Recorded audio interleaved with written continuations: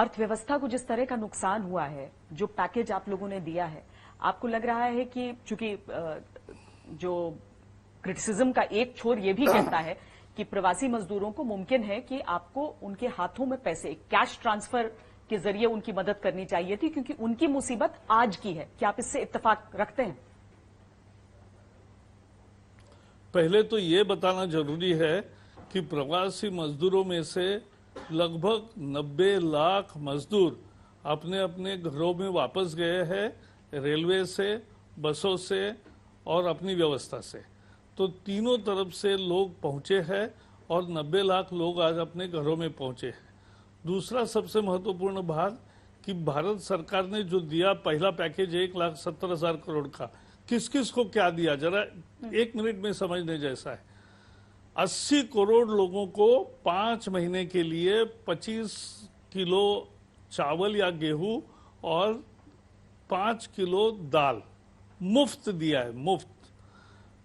10 करोड़ जो ration card जिनके पास नहीं है या जो श्रमिक मजदूर है, उनके लिए 10 किलो अनाज और 2 किलो दाल, उसका प्रबंध किया है। उसके बाद 20 करोड़ महिलाओं को 1500 रुपये उनके खाते में 500-500 रुपये हर महीने ऐसे जमा किए हैं, 30,000 करोड़ रुपए।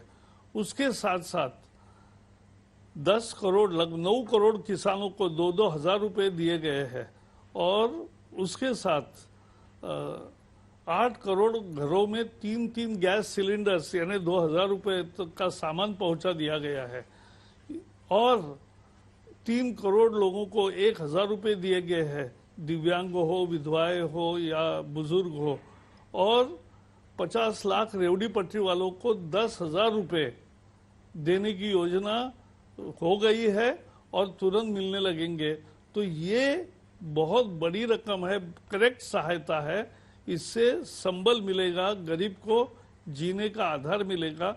और समाज ने भी क्या बहुत काम किया। अच्छा, समाज ने किसी को भूखा न रहे इसके लिए पूरे प्रयास किए और खुद होके लोग जहां जहां पहुंचना है, यानी रेलवे से जब श्रमिक वापस जा रहे थे तब भी रेलवे स्टेशन पर जहां वो रुकती थी वहां उनको खाना मिले, इसकी समाज भी व्यवस्था करता था।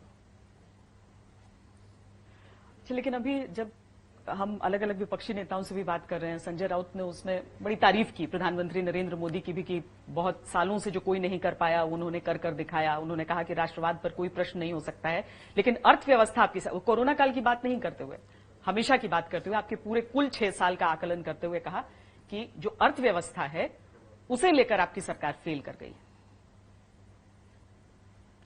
मुझे लगता है हम $5 ट्रिलियन के अर्थव्यवस्था का लक्ष्य लिया। लक्ष्य हमेशा ऊंचा होना चाहिए और वो साध्य भी होना चाहिए। तो मुझे लगता है जिस गति से निवेश को बढ़ावा देकर यहाँ उत्पादन की प्रकृति शुरू करे और manufacture in India, make in India शुरू करे और उसी में से रोजगार का सृजन हो, हर एक क्षेत्र में ऐसे निर्णय किए गए हैं कि जिन निर्णयों के आधार पर ये देश अब एक स्थिर आर्थिक तरक्की के ओर चल पड़ा है, ये वास्तविकता है। इसकी जितनी भी बहस करनी है हम बहस के लिए तैयार हैं।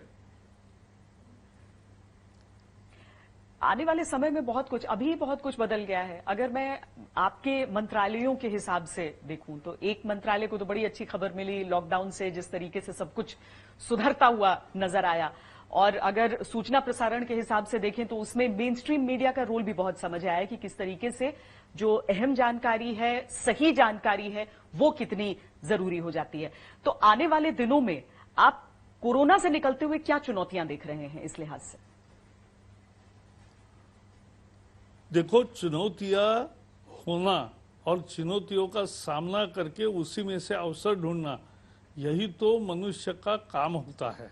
और इसलिए मुझे लगता है कि हर क्षेत्र में नई नई चुनौतियां होगी। जीवन बदल गया। अब हम जिस तरह से पहले व्यवहार करते थे आज नहीं करेंगे।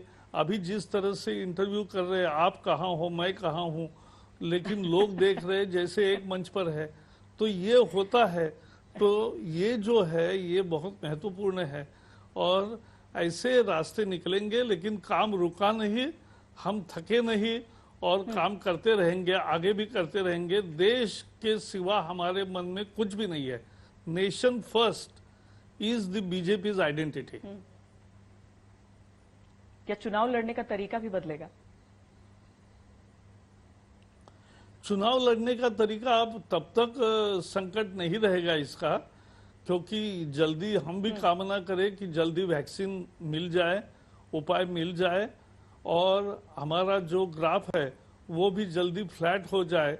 यही दुआ तो लोग मांगेंगे और मांगते हैं, और इसलिए जो प्रयास चल रहे हैं उसका ध्येय भी वही है।